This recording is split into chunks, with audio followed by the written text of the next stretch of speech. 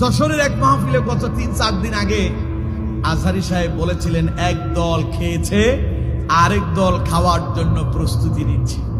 এক দল খাইছে, আরেক দল খাওয়ার জন্য রেডি হয়ে আছে। এই কথা শোনার পরে আমাদের এই দেশের সর্ববৃহৎ একটি দলের মন খুব খারাপ, ঠিক কিনা? ওই যে বললাম না, চোরের মনে পুলিশ, পুলিশ চোরের মনে চোর। পুলিশ দেখলেই খামোখাই পালায়, ঠিক কিনা? রাস্তা দিয়ে পুলিশের গাড়ি যায়, চোর খামোখা পালাইতেছে। পুলিশ চিন্তা করে এই যখন পালাইতেছে নিশ্চয়ই কোনো অসুবিধা আছে, ঠিক কিনা? তখন তারে ধরে, ছাপটায়া ধরে। আজহারী সাহেব বললেন যে এক গ্রুপ খেয়ে গেল, আরেক গ্রুপ খাওয়ার জন্য প্রস্তুতি নিচ্ছে। এক দল খেয়ে গেল, আরেক দল খাওয়ার জন্য প্রস্তুতি নিচ্ছে।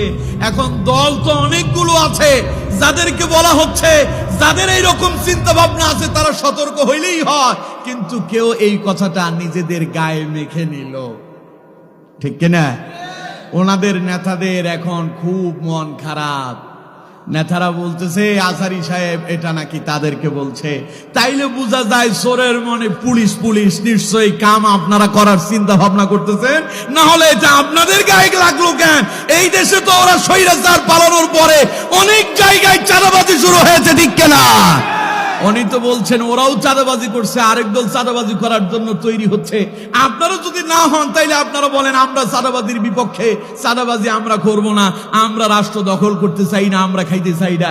আমরা আপনাদের মতো আজহারী সাহেবের সাথে আমরা সুর মিলায়া বলি, যারা আবার নতুন করে রাষ্ট্র দখল করে খেতে চায় ওদেরকে খেতে দেওয়া হবে না।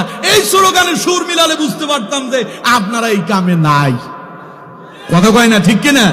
আপনাদের গায়ে লাগা মানি, নিজের গায়ে মেখে নেওয়া মানি। বোঝা যায় ঘটনা ডাল মে কুছ কালা, ঠিক কিনা? নিজেদের ভেতরে অসুবিধা আছে।